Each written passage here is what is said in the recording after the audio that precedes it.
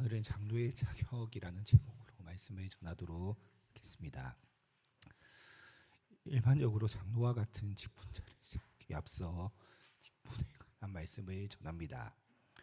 직분이 무엇인지, 어떤 장로를 세워야 하는지에 대해서 설교를 하는데, 대부분 오후 예배 때 이러한 직분에 관한 설교를 하는 게 일반적입니다. 직분자 선출을 위한 공동회의가 있는 그 당일 정도 주일 오전 예배 시간에 이러한 말씀을 전하는데 왜 그렇게 하는 것일까요?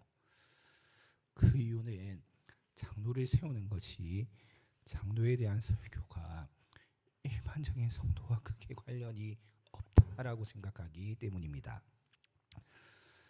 하지만 저는 직분에 관한 설교는 반드시 주일 오전 예배 시간 그리고 모든 성도들을 향해 전해져야 한다라고 확신합니다. 여기에는 심지어 우리 언약의 자녀들도 포함되어 있는데, 그 이유는 장로를 세우는 것이 곧 나의 신앙과 매우 밀접한 관련이 있기 때문입니다. 올바른 장로 없이는 올바른 목사가 세워지기 어렵습니다. 올바른 장로가 없다면 올바른 교회와 성도가 세워질 수도 없습니다. 우리 고신헌법에 보면 목사가 해야 할 일, 장로가 해야 할 일, 그리고 집사와 권사가 해야 할 일이 정확하게 명시해 놓고 있는데, 언약의 자녀를 양육하는 일, 이것은 오직 장로의 직무에만 속한다는 사실, 여러분은 이것을 알고 계신가요? 그러니까 장로를 잘 세우는 것이 곧 우리 언약의 자녀들을 바르게 양육하는 것과 매우 밀접한 관계가 있다는 것입니다. 따라서 장로를 세우는 것과 관련하여 우리 중 그 누구도 상관이 없는 사람은 없습니다.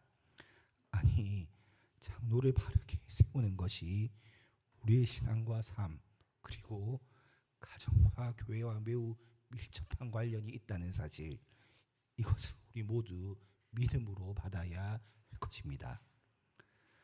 그렇다면 우리는 어떤 사람을 장로로 세워야 할까요? 오늘은 장로의 자격에 대해서 말씀을 전하려고 합니다.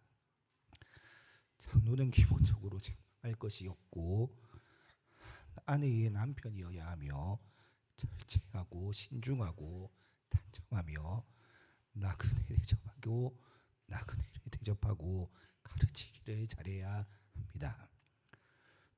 또한 술을 즐기지 않고 구타하지 않으며 관용하고 다투지 않고 돈을 사랑하지 않아야 합니다. 그리고 자기 집을 잘 다스려야 하고 새로 익교한 자여서는 안 되며 외인에게도 선한 증거를 얻는 자라야 한다. 이렇게 성경은 우리에게 말씀합니다. 이건 전체적으로 무엇을 말하는 것이냐? 장로의 자격이 교회 안에서만 아니라 삶 전체의 측면에서 살펴져야 한다라는 것. 즉 장로는 교회 안에서만 장로처럼 보이는 사람이 아니라 삶 전체에서 장로다운 사람이어야 한다라는 사실, 이것을 우리는 알 수 있습니다. 이 부분과 관련해서는 고신교회헌법 제65조에 기본적으로 그 내용이 잘 정리되어 있는데, 40세 이상 66세 미만인 남자 세례 교인으로 무음악의 질면을 경가한 자, 신앙과 행위가 복음적이고 본이 되는 자, 상당한 식견과 통솔력이 있는 자, 공적 사적 생활에 부끄러울 것이 없는 자, 자기 집을 잘 다스리는 사람, 성품이 원만하며 덕망이 있는 자, 본교회에 등록한 후 3년이 경과된 자, 단 비조직 교회는 교회 교리로 그 기간을 단축할 수 있다. 이렇게 기록하고 있습니다. 그리고 구체적으로 오늘 말씀을 중심으로 장로의 자격을 몇 가지 살펴보면, 첫 번째로는 장로는 선한 일을 사모하는 사람, 선한 일을 사모하는 사람이어야 합니다. 1절 말씀을 다시 보면, 미쁘다 이 말이여 곧 사람이 감독의 직분을 얻으려 함은 선한 일을 사모하는 것이라 하미로다, 이렇게 말씀합니다. 장로 직분은 선한 일입니다. 직분 자체가 선한 것이기도 하지만 무엇보다 장로의 직분은 교회의 주인이 되는 자리가 아니라 교회를 섬기는 자리이기 때문에 그 자체로 선한 일입니다. 그리고 이것은 선한 일이기 때문에 우리 모두 사모할 만한 것이다, 이렇게 성경은 말씀합니다. 따라서 우리 모두는 장로의 직분을 사모해야 합니다. 자격이 되시는 분은 반드시 사모해야 할 것입니다. 물론 지위를 사모하거나 권위를 사모해서는 안 됩니다. 사람들에게 인정받는 그 자리를 사모해서도 안 되는데, 그렇다면 무엇을 사모해야 합니까? 하나님의 교회를 더 잘 섬기고 싶어하는 그 마음을 사모해야 합니다. 장로의 직분을 통해 하나님의 선한 일이 이루어지기를 사모해야 할 것입니다. 주님의 양떼를 돌보고 말씀으로 성도를 세우며 거짓 가르침으로부터 교회를 지키고 싶어하는 그 마음을 사모해야 하는 것입니다. 다른 것을 사모해서는 안 됩니다. 선한 일을 사모하지 않으면 그 직분은 위험해집니다. 직분을 통해 자기 이름을 내세우고 교회 안에서 영향력을 얻고 싶어하고 다른 사람보다 높은 지위에 앉고 싶어 한다면 안 되는 것입니다. 왜냐하면 그것은 하나님께서 원하시는 선한 일이 아니기 때문입니다. 장로는 선한 일을 사모해야 한다는 이 사실, 이것을 우리 모두 꼭 기억해야 합니다. 두 번째로 장로는 책망할 것이 없는 사람이어야 합니다. 오늘 2절 말씀은 이렇게 시작합니다. 그러므로 감독은 책망할 것이 없으며, 장로는 책망할 것이 없어야 합니다. 이 말은 죄가 전혀 없거나 흠이 조금도 없어야 한다, 이러한 뜻이 아닙니다. 그렇다면 우리 가운데 아무도 장로가 될 수 없을 것입니다. 책망할 것이 없다는 것은 삶 전체에 심각한 흠이나 도덕적인 결함, 그리고 지속적으로 비난거리가 없어야 한다, 이러한 의미입니다. 다른 말로 하면 책망할 것이 없다는 것은 말과 행동이 기본적으로 신뢰를 주는 사람, 삶의 방향이 기본적으로 말씀과 어긋나지 않는 사람, 교회뿐만 아니라 세상에서도 신앙적인 본이 될 수 있는 사람, 이러한 사람이 장로의 자격이 있다는 말씀입니다. 장로는 성도를 삶을 건면하고 성도의 삶을 돌보는 사람입니다. 목사가 말씀으로 성도들의 믿음을 책임진다면 장로는 그 말씀으로 성도들의 삶을 책임질 수 있어야 합니다. 따라서 장로는 말만 바르게 말할 수 있는 그러한 사람이어서는 안 됩니다. 삶이 따라와야 하는데, 교회에서는 경건해 보이지만 가정에서는 무책임하고, 사람들 앞에서는 온유해 보이지만 가까운 관계에서는 거칠고, 교회 재정에는 관심이 많지만 자신의 물질에 있어서는 탐욕스럽다면 장로에 합당하다, 이렇게 말할 수 없는 것입니다. 세 번째로 장로는 절제하며 신중하고 단정한 사람이어야 합니다. 2절 말씀을 다시 보시면, 그러므로 감독은 책망할 것이 없으며 나 내 남편이 되며 절제하며 신중하며 단정하며 이렇게 말씀합니다. 절제는 자기 자신을 잘 다스리는 것입니다. 즉 장로는 자기 감정에 끌려다니는 사람이 되어서는 안 된다라는 뜻입니다. 쉽게 분노하고 쉽게 낙심하고 쉽게 말하고 쉽게 판단하는 사람은 양태를 돌아보는 일에 어려움을 겪을 수밖에 없습니다. 아니 어려움 정도가 아니라 이 일을 결코 감당할 수 없습니다. 특별히 성도를 살피다 보면 답답한 일도 있고 오해받을 때도 있으며 복잡한 상황을 만날 때도 있습니다. 그렇기 때문에 장로에게는 반드시 절제가 필요한 것입니다. 그리고 장로는 쉽게 말하는 사람이 되어서는 안 되는데 성도의 사정을 충분히 듣지 않고 자기 마음대로 판단해서는 안 됩니다. 교회의 중요한 결정을 할 때에도 감정적으로 해서는 안 되는데 따라서 장로에게는 반드시 신중함이 필요합니다. 말에 신중해야 하고 판단에 신중해야 하며 결정에 있어서도 늘 신중해야 하는 것입니다. 단정함은 삶의 질서와 품위를 말합니다. 장로는 아무렇게나 사는 사람이 아니라 말씀 안에서 정돈된 삶을 살아야 합니다. 이것은 외적으로 번듯해야 한다 이러한 뜻이 아닙니다. 삶의 방향과 태도 그리고 관계가 흐트러져서는 안 된다라는 뜻입니다.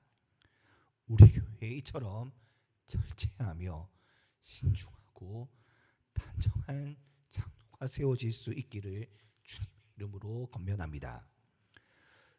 또 한 가지 장로는 가르치기를 잘하는 사람이어야 합니다. 물론 장로가 설교자가 되어야 한다 이러한 의미는 아닙니다. 하지만 말씀으로 성도들을 권면하고 돌아보기 위해서는 말씀을 잘할 뿐만 아니라 잘 가르치고 설명할 수 있어야 합니다.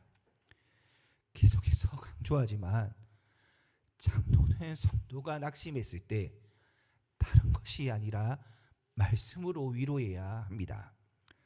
성도가 잘못된 길을 갈 때에도 말씀으로 권면할 수 있어야 합니다. 성도가 신앙적인 질문을 가지고 있을 때 말씀의 원리를 따라 도와야 하는 것입니다. 장로는 내가 예전에 해보니까 이렇더라. 내 생각은 이렇다. 교회는 원래 이렇게 해야 한다. 이런 말만으로 성도를 세우고 살필 수 없습니다. 장로의 권면은 장로의 살핌은 자기 경험이 아니라 하나님의 말씀에 근거해야 하는 것입니다. 저는 우리 교회 장로님이 그 누구보다 말씀 앞에서 배우려는 마음이 있는 그러한 분이었으면 합니다. 누구보다 교리를 잘 배우고 누구보다 설교를 귀담아 듣고 누구보다 말씀의 기준으로 교회를 바라볼 수 있는 사람, 우리 교회에 이렇게 말씀을 사랑하고 잘 가르치는 장로님이 세워질 수 있기를 주님의 이름으로 축복합니다. 계속해서 장로의 자격 가운데 하나는 가정을 잘 다스리는 사람이어야 한다. 오늘 본문은 이렇게 말씀하는데 오늘 4절과 5절 말씀을 우리 함께 다시 한번 읽어보도록 하겠습니다. 4절과 5절 말씀을 함께 읽겠습니다. 시작.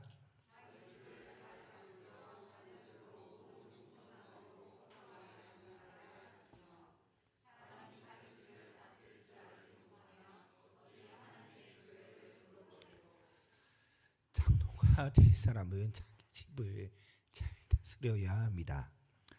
가정은 신앙이 가장 가까이 그리고 명확하게 드러나는 자리입니다. 이 말은 장로의 가족이 신앙적으로 완벽해야 한다라는 이러한 뜻이 아닙니다. 장로의 자녀는 절대로 실수해서는 안 된다, 이러한 의미도 아닙니다. 다만 장로가 가정을 신앙적으로 돌아보지 않으면서 교회를 돌아볼 수는 없다는 것입니다. 가정에서 무책임하고 배우자와 자녀들을 사랑하지 않고 섬기지 않으며 가장 가까운 관계에서 신뢰를 잃은 사람이 교회에서 성도를 돌아보는 일이 매우 어렵다라는 그러한 의미입니다. 가정을 잘 다스린다, 이것은 가정에서 힘으로 배우자와 자녀들을 억누르는 것이 아니라 말씀과 사랑으로 섬기는 것입니다. 계속해서 장로의 다스림은 결코 권위주의가 될 수 없다, 이렇게 말씀드렸듯이 장로는 가정에서나 교회에서나 군림하는 사람이 아니라 돌보고 섬기는 사람이어야 하는 것입니다.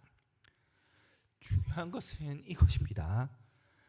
가정을 사랑으로 돌보는 사람이 교회와 성도도 사랑으로 돌볼 수 있다라는 가르침입니다. 마지막으로 오늘 말씀은 장로가 돈을 사랑하지 않아야 한다, 이렇게 가르칩니다. 왜 장로는 돈을 사랑하지 않아야 할까요? 왜 이것이 장로의 자격 가운데 포함되어 있는 것입니까? 그 이유는 교회의 사역이 재정과 깊은 관련이 있을 때가 많기 때문입니다. 생각해보면 교회의 대부분의 사역이 돈과 관련이 있다는 것을 우리는 알 수 있습니다. 그런데 만약 장로가 돈을 사랑하게 되면 물질로 사람을 판단하게 됩니다. 그리고 자신의 이익을 먼저 생각하게 되는 것입니다. 교회를 결정할 때도 하나님의 나라보다, 말씀의 가르침보다 경제적인 계산을 앞세울 수 있다는 것입니다. 장로는 물질에 깨끗해야 합니다. 장로가 돈이 없어야 한다, 가난하고 청빈해야 한다, 미래를 준비하면 안 된다, 이러한 의미가 결코 아닙니다. 하지만 장로는 더러운 이익을 탐해서는 안 됩니다. 교회 안에서 물질로 영향력을 행사해서는 더더욱 안 됩니다. 무엇보다 모든 것이 주님으로부터 온 것임을 알고 교회의 재정과 성도의 물질을 두렵고 떨리는 마음으로 다룰 수 있어야 하는데, 이러한 정신이 바로 장로에게 반드시 요구되는 것입니다. 사랑하는 성도 여러분, 장로의 자격은 결코 가볍지 않습니다. 하지만 성경은 장로에게 어떤 탁월한 능력을 요구하지도 않습니다. 훌륭한 말솜씨나 사회적인 지위를 요구하는 것도 아닙니다. 따라서 우리 모두는 장로를 선출할 때 사람의 기준으로 판단해서는 안 될 것입니다. 오래 다녔다는 이유만으로, 영향력이 있다는 이유만으로, 열심히 있다는 이유만으로 그 사람을 장로로 세워서는 안 되는 것입니다. 우리는 늘 말씀에 비추어 보아야 합니다. 그의 믿음과 삶이 교회를 세우는 데 합당한지, 그의 말과 태도가 성도를 살리는 방향이 맞는지, 그의 가정과 물질 생활이 신앙의 본이 될 수 있는지를 잘 살펴야 합니다. 우리의 생각이 아닌 성경의 가르침 앞에 살필 수 있어야 하는 것입니다. 우리 공동체 가운데 선한 일을 사모하는 장로님, 책망할 것이 없는 장로님, 절제와 신중함과 단정함을 가진 장로님, 가르치기를 잘하는 장로님, 가정을 잘 다스리고 돈을 사랑하지 않는 장로님이 세워질 수 있기를 우리 함께 기도할 수 있어야 합니다. 그리하여 주님의 양떼가 안전하게 돌봄을 받고 주님의 교회가 더욱더 말씀 위에 든든히 서갈 수 있는 그러한 우리 공동체가 될 수 있기를 주님의 이름으로 축원합니다.